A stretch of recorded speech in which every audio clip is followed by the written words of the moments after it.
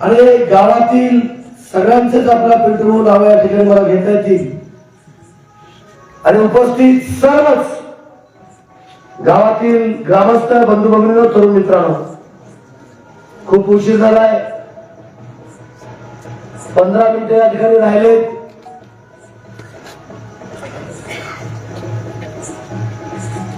जवळजवळ 10 मतदारसंघामध्ये मला प्रत्येक गावात प्रचार सभेसाठी त्या ठिकाणी मला जावं लागलं. आताची सुद्धा सकाळपासून आम्ही तोंडापासून त्या ठिकाणी सुरुवात केलेली होती. हळूहळूची फार मोठी सभा त्या ठिकाणी झाली. खूप मोठा प्रतिसाद त्या ठिकाणी मिळाला आणि म्हणून आता फक्त तुम्हाला नम्र विनंती, आव्हान करण्याकरता या सभेला या ठिकाणी उपस्थित राहतोय. आज आपण राष्ट्रवादी काँग्रेस पार्टी आणि भारतीय जनता पार्टी आणि रिपब्लिकन पार्टी ऑफ इंडिया या महायुतीचे उमेदवार म्हणून आपली भगिनी उषाताई एमएलजी भुजबळ यांना आपण सोमनाथपूर जिल्हा परिषद गटातून उभा केले आणि गुडसूर पंचायत समिती घरामधून आमच्या आईसाहेब वनमाला तात्या रेड्डी मारलापल्ले या आमच्या आईसाहेबांना आपण उभा केलेला आहे. आणि म्हणून येणाऱ्या 7 तारखेला या महायुतीच्या दोन्ही उमेदवारांना उषाताईला कमळाच्या चिन्हावर आणि माझ्या वनमाला आईला कशाच्या घड्याळाच्या चिन्हावर बटन दाबून आपण प्रचंड मताने विजय करावा असे हात जोडून तुम्हाला या गुडसूर गावाने तिन्ही निवडणुकीमध्ये प्रचंड प्रेम माझ्यावरती या ठिकाणी केलेलं आहे आणि माझं सुद्धा या गावावरती खूप मोठं प्रेम त्या ठिकाणी आहे. आता जवळजवळ 120च्या स्पीड 9:15 त्या ठिकाणी निघालो तुम्ही. 120च्या स्पीड या गावामध्ये गेलं पाहिजे.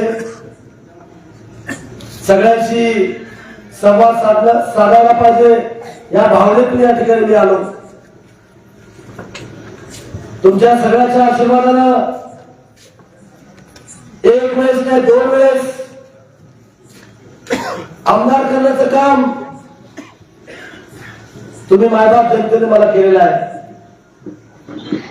आणि तुमच्या मतामध्ये एवढी शक्ती होती, तुमच्या मतामध्ये एवढे आशीर्वाद होते की डायरेक्ट राज्यमंत्रीपद आणि त्यानंतर कॅबिनेट मंत्री पदाची संधी सुद्धा त्या ठिकाणी मला मिळाली. त्या मंत्रिपदाच्या कार्यक्रमामध्ये गणमामांनी काय काम केलंय तुम्ही उघड्या डोळ्यांनी उदगीर आणि जळकोट मतदारसंघाच्या तमाम जनतेने त्या ठिकाणी पाहिलेलं आहे. ज्या मतदारसंघाचा, ज्या उदगीर शहराचा धर्मव्यवस्था मजबूत असती त्याच मतदारसंघाचा आर्थिक विकास त्या ठिकाणी होत असतो. म्हणून पहिल्यांदा उदगीरला जोडणारे जे मुख्य रस्ते ते पहिल्यांदा चांगले करण्याचं काम मी त्या ठिकाणी हाती घेतलं.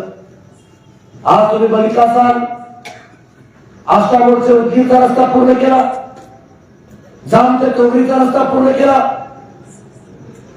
शिरूर तालुक्यात ते उदगीरचा रस्ता पूर्ण केला आणि आता नवीन हायवे तुम्हाला गव्हाणपासून ते चाकूर पर्यंत जवळजवळ 200 कोटी रुपयाचा रस्ता मंजूर केला. 1 वर्षाच्या आत नाही 6 महिन्याच्या आत तुम्हाला लातूरला जायला 30 ते 40 मिनिटांमध्ये तुम्ही लातूरला त्या ठिकाणी जाऊ शकाल.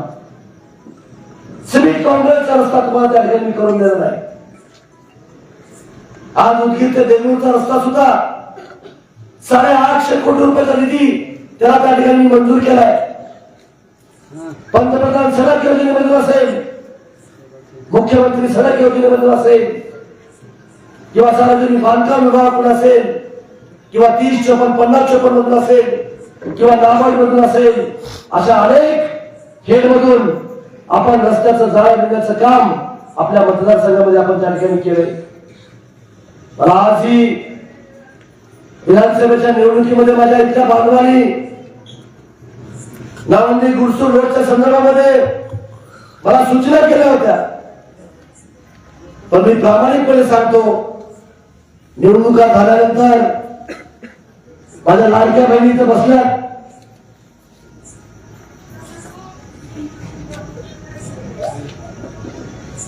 निधीची कमतरता होती, बजेटमध्ये तरतूद झाली होती, म्हणून 50 किलोमीटरचे रस्त्याचे काम रखडलेले त्या ठिकाणी आहेत. पण येणाऱ्या मार्चच्या बजेटमध्ये याही रस्त्याला निधीची तरतूद करून हाही रस्ता करून देण्याचं काम त्या ठिकाणी करेल. हा शब्द, हा विश्वास या ठिकाणी देतो मी. पिण्याच्या पाण्यासंदर्भात सुद्धा तुम्ही पाहिला असाल, मी या खात्याचा राज्यमंत्री होतो त्यावेळेस या देशाचे महान पंतप्रधान नरेंद्र मोदी साहेबांनी जलजीवन मिशन योजना या देशामध्ये आणली. त्या जलजीवन मिशनच्या माध्यमातून प्रत्येक माझ्या मायबावल्याला, प्रत्येक माझ्या बांधवाला त्याच्या घरामध्ये नळ आला पाहिजे, त्याला स्वच्छ पाणी मिळालं पाहिजे, त्याला प्रत्येक व्यक्तीला 55 लिटर प्रमाणे त्याला पाणी दिला पाहिजे, ह्या त्यामागचा हेतू त्या ठिकाणी होता. आणि म्हणून माझ्याही मतदारसंघामध्ये कोट्यवधी रुपयाचा निधी लागून प्रत्येक गावामध्ये निधी देण्याचं काम मी त्या ठिकाणी केलेलं आहे. अनेक गावामध्ये योजना पूर्ण झाल्या, तिथं नळ कनेक्शन, नळाला पाणी त्या ठिकाणी मिळते, पण काही गावामध्ये आज ही योजना पूर्ण त्या ठिकाणी नाही. आणि म्हणून भविष्यात ते सुद्धा पूर्ण करून देण्याचं काम मी त्या ठिकाणी करणार आहे. आरोग्याच्या बाबतीमध्ये सुद्धा आपण काम केलं. आज तुमच्या शेजारीच वारंवार ग्रामीण रुग्णालय केले, इथं सुद्धा प्राथमिक आरोग्य केंद्र उभा केलं, पदनिर्मिती केली, क्वार्टरचं बांधकाम करतोय, ऍम्ब्युलन्स देतोय आपण. बंगळुरूला सुद्धा प्राथमिक आरोग्य केंद्र करतोय, इथून 4 किलोमीटर अंतर घोषणा प्राथमिक आरोग्य केंद्र करतोय, स्टॉमा केअरचं युनिट उभा केलं, 200 बेडेड हॉस्पिटल उभा केलं, ऑक्सिजन प्लांट उभा केला. म्हणजे आरोग्य सुविधा सुद्धा जनतेला देण्याकरता जे काही लागतात ते सुद्धा उभा करण्याचं काम या 6 वर्षाच्या कार्यकाळामध्ये मी त्या ठिकाणी केलेलं आहे. आज उजेडच्या बाबतीमध्ये खूप समस्या होत्या.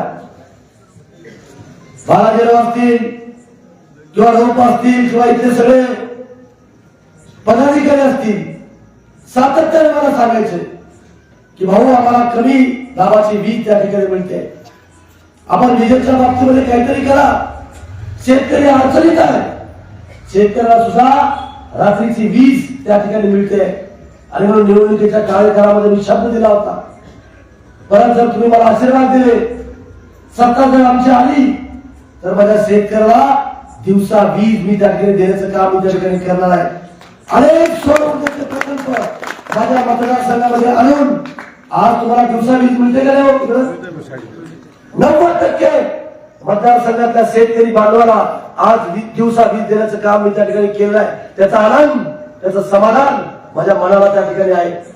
आज तुमच्या इथं सुद्धा 33 केवी उभारून त्याचं लोकार्पण सोहळा सुद्धा करण्याचं काम आम्ही त्या ठिकाणी केलेलं आहे. आज आपली ओळख मित्रांनो, आज आम्ही MS-24 आहोत, आज आम्ही MS-55 आहोत. आज आमच्या उदगीर जळकोटची ओळख वेगळी आहे. जिल्हा निर्मिती करता जे जे इन्फ्रास्ट्रक्चर लागतं ते सगळं इन्फ्रास्ट्रक्चर उभा करून ठेवलं. खर तर आज दादा गेल्यापासून आमचं प्रचारात सुद्धा मन लागत नाही. घराच्या बाहेर सुद्धा आम्हाला पडू वाटत नव्हतं. पण परवाला विक्रांतया 5 दादांचा मला फोन आला सकाळी. त्या फोनवरून आदरणीय वहिनी साहेब सुद्धा मला त्या ठिकाणी बोलल्या. त्या म्हणाल्या की संजयराव तुम्ही घरात बसू नका, आदरणीय दादांचं तुमच्यावर खूप मोठं प्रेम होतं, आम्हाला त्याची माहिती आहे. पण दादा ज्या उद्देशानं मुंबईवरून बारामतीला आपल्या जॉब हवाच्या कार्यकर्त्यासाठी जिल्हा परिषदेच्या प्रचारासाठी येत होते. त्यातच त्यांचा विमान अपघात झाला. आपल्यामधून दादा निघून गेले. पण त्यांचं कार्य जर तुम्हाला पुढे घेऊन जायचं असेल, त्यांनी उभा केलेले उमेदवार तुम्हाला निवडून आणण्याकरता प्रयत्न त्या ठिकाणी करावा लागेल. तुम्ही घराच्या बाहेर पडा अशा सूचना केल्यानंतर मी परवापासून जवळजवळ 40 ते 45 गावामध्ये मी त्या ठिकाणी जाऊन आलो. आणि आज इथं आले माझे समाज बांधव या ठिकाणी राहतात. तुम्ही बघितलं असाल सर्व समाज बांधवांना मी त्या ठिकाणी न्याय देण्याचं काम केलंय. वाचन शक्तीचे कार्यकर्ते मला भेटले. त्यांनी सांगितलं की भाऊ आमच्या जीवावरती अनेक नेते मोठे होऊन गेले, पण आमच्या समाजाला कधी काही त्यांनी मदत केली नाही. ज्या पद्धतीने तुम्ही बौद्धविहार उभा केले, ज्या पद्धतीने तुम्ही लिंगायत भवन उभा केले, ज्या पद्धतीने तुम्ही मराठा भवन उभा केले, त्या पद्धतीने आम्हाला मातंग समाजाकरता सुद्धा अण्णाभाऊ साठेंचं स्मारक आपण त्या ठिकाणी करून दिलं पाहिजे. जवळजवळ 30 ते 35 कोटी रुपयाची शासनाची जागा उपलब्ध करून देऊन नांदेड रोडला कला मंदिरामध्ये आपण अण्णाभाऊ साठेंचं 15 कोटी रुपयाचं स्मारक करण्याचं काम आपण 80% 15 फुटाचा पुतळा आणि 15 फुटाचा चबुतरा आणि 15 फुटाचा पुतळा सुद्धा करण्याचं काम अण्णाभाऊचं आपण त्या ठिकाणी करतोय. महाराष्ट्रामध्ये कुठेही मराठा बोलायला मला दाखवा. मराठा सेवा संघाच्या कार्यकर्त्यांनी, जिजाऊ ब्रिगेडच्या कार्यकर्त्यांनी पैसे जमा केले. मी त्याच्यामध्ये वाटा टाकला आणि शेला रोडला जमीन घेतली आणि आज 20 कोटी रुपयाचं मराठा भवन आम्ही त्या ठिकाणी उभा केलेला आहे. त्या मराठा भवनामधून जे आंध्र, कर्नाटक, तेलंगणा, उदगीर आणि जळकोट परिसरातील ग्रामीण भागातल्या माझ्या मुलं शिक्षणाकरता उदगीरमध्ये त्या ठिकाणी येतात. त्याला त्या मराठा भवनमध्ये वसतिगृह निर्माण करायचंय. मुलं एमपीएससी यूपीएससी क्लासेस करतात, पुण्याला आणि संभाजीनगरला त्या ठिकाणी जातात. आणि मग ते सुद्धा सेंटर, ते सुद्धा क्लासेस आम्ही त्या मराठा भवनाच्या माध्यमातून आम्ही त्या ठिकाणी करणार आहोत. वीर सेवा लिंगायत भवन केलं. आज तुम्ही बघितलं असाल बाळाजीराव, तुम्हीच पुढाकार घेतला. ज्या देवीनं सर्व देशातले महादेवाचे मंदिराचा जीर्णोद्धार केला, त्या पुण्यशील गायनेचा पुतळा कोणी उभा केला? तुम्हीच केला. दरवर्षी मी सोडीला जयंती निमित्त त्या ठिकाणी जात असतो मी. पण माझ्या बांधवांनी मला त्या ठिकाणी सांगितलं भाऊ अनेक आमदारांनी भूमिपूजन केलं, पण पुण्यशील गायना देवीचा पुतळा कुणीही उभा करू शकला नाही. भाऊ छानपैकी एक चांगलं सुशोभीकरण करा, कंपाऊंड वॉल करा आणि आम्हाला पुण्यशील गायना देवीचा पुतळा उभा करून द्या म्हणून सांगितलं. त्यांच्याच जन्मदिवशी, त्यांच्याच जयंती दिवशी मी भव्य दिव्य जसा चोंडीला आहे अहिल्यानगरला, तसाच पुतळा माझ्या उदगीरमध्ये उभा करून देण्याचं काम मी त्या ठिकाणी केलं. दिलेला शब्द पाळणारा मी कार्यकर्ता आहे. आज रविभाऊ तुम्ही बघितलं असाल, मुस्लिम बांधवांनी सुद्धा मला खूप मोठी मदत केली आणि मग त्या मुस्लिम बांधवांकरता सुद्धा हैदराबादच्या धर्तीवरती मी शादीखाना उभा केला.